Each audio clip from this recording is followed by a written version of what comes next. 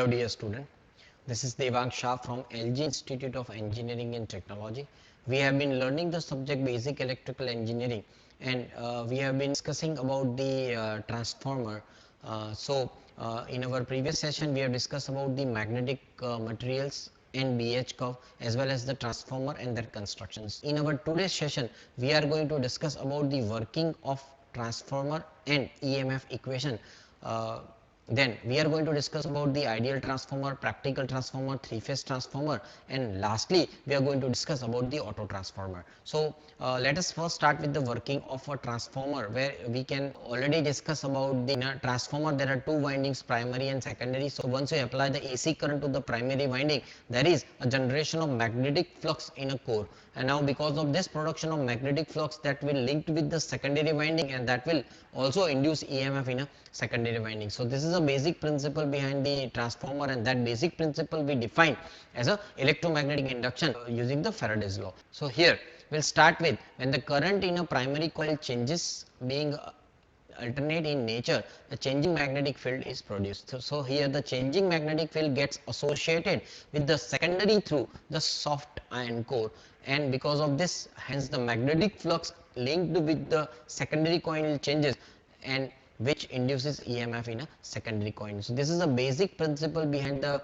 transformer, which is based on the electromagnetic induction Faraday's law. So there is a circuit where you can find the symbol where there is a primary winding having the number of turns is N1, there is a secondary winding having the number of turns is N2, right? And throughout this V1 we are going to apply the sinusoidal signal, a complete cycle, and during this complete cycle how the transformer is going to induced EMF in a secondary winding as well as in a primary winding. So that is a complete cycle when you apply the AC signal. So I1 is flowing through the primary winding, so there is a production of magnetic flux. Because of the production of magnetic flux, there is a induction of EMF in a primary winding is defined as a E1, as well as the flux phi is linked with the secondary winding, that will also induce EMF E2. So in our this session we are going to discuss about the derivation of this EMF, induced EMF in a primary winding and induced EMF in a secondary winding. So let us first start here with N1 is nothing but the number of turns in a primary winding, N2 is the number of turns in a secondary winding.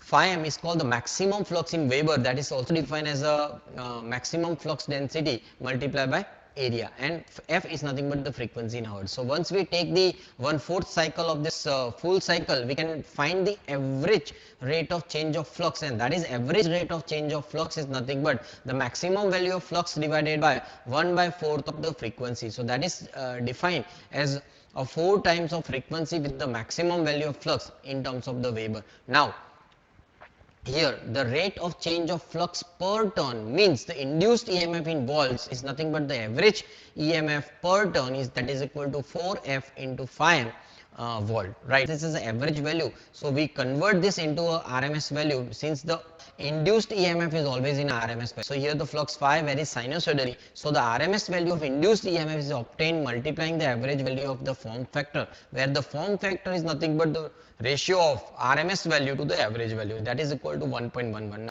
We are taking the help of this equation and we'll find the RMS value of EMF per turn, that is equal to 1.11 into 4f into phi m, that is equal to 4.44 f into phi m in volts, right? So now if you take the RMS value of the induced EMF in a whole primary winding, we define as the induced EMF multiplied by number of primary turns, right? So that number of primary turns we define as N1. So my of equation of induced EMF in a primary winding E1 is equal to 4.44 into f into N1 into phi m. Right, so here I can put the value of phi m is like Bm into A. So the equation you can also rewrite like induced EMF in a primary winding E1, that is equal to 4.44 into frequency into number of turns N1 into magnetic flux density, which is a maximum magnetic flux density Bm into area A. Right, same terminology if we apply for induced EMF in a secondary winding, because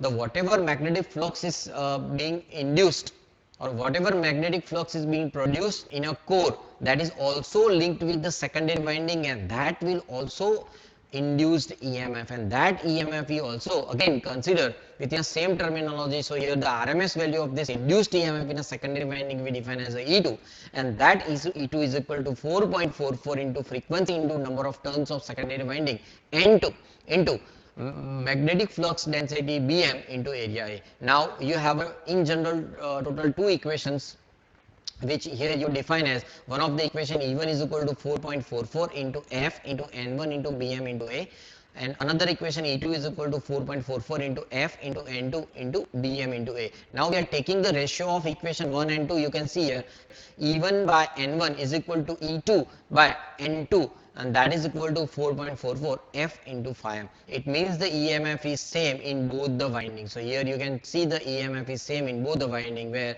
in ideal transformer case where there is no load, in this condition V1 is equal to E1 and E2 is equal to V2. That means the applied voltage V1 is same as the induced voltage E1 in a primary winding.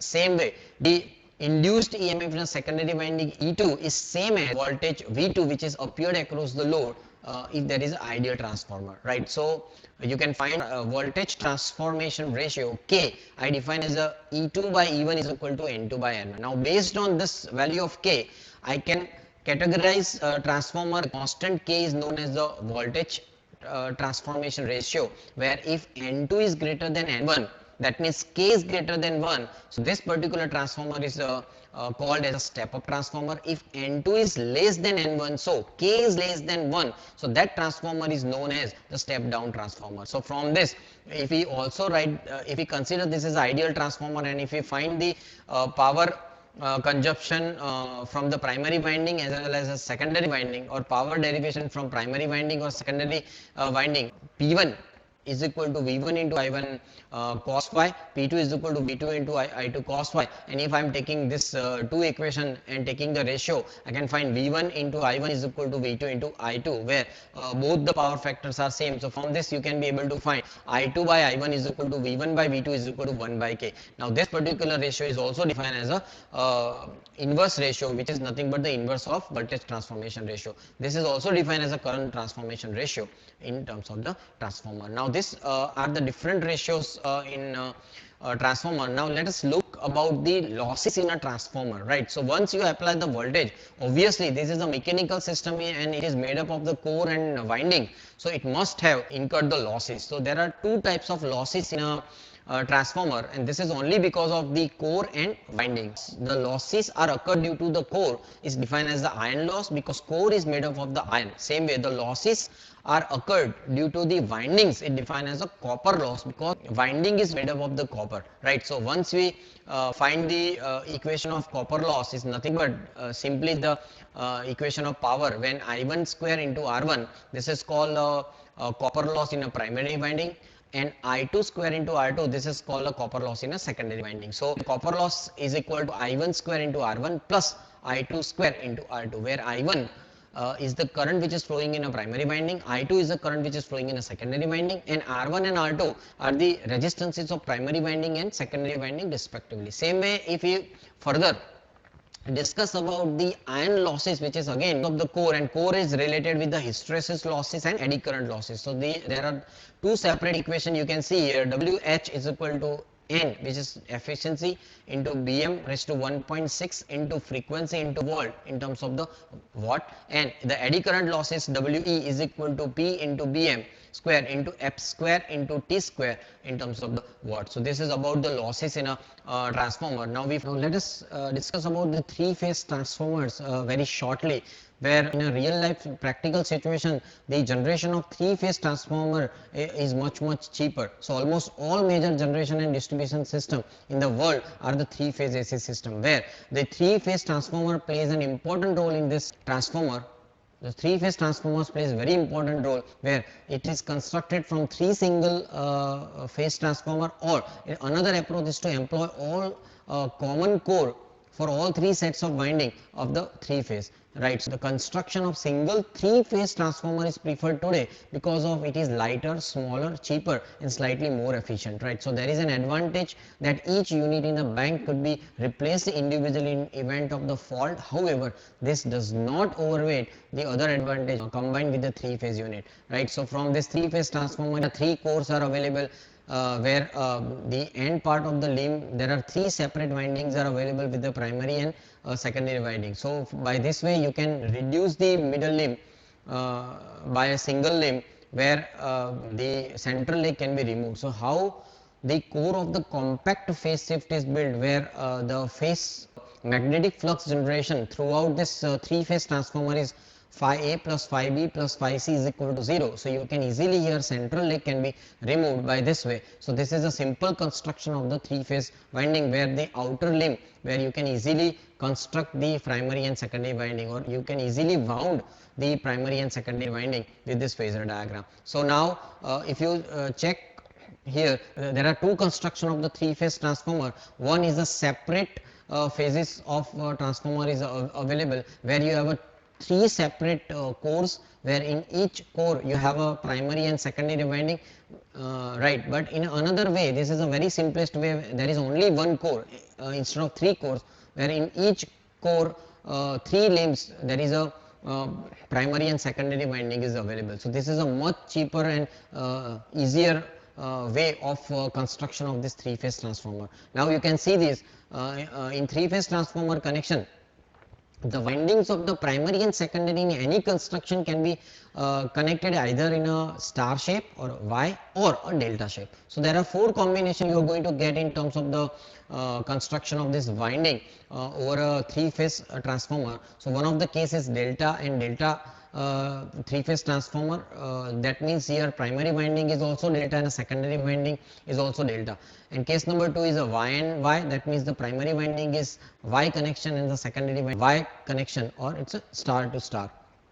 Same way case number 3 is Y to delta, and case number 4 is delta to Y. So you can further discuss about the connection of this Y and delta connection. You can check here, primary winding is made up of the Y connection, which is a star connection, and the secondary winding within a same limb is defined as a delta connection. So this particular terminology you can define as a Y and delta connection. So this upper circuit and lower circuit both reflect the same as Y and delta.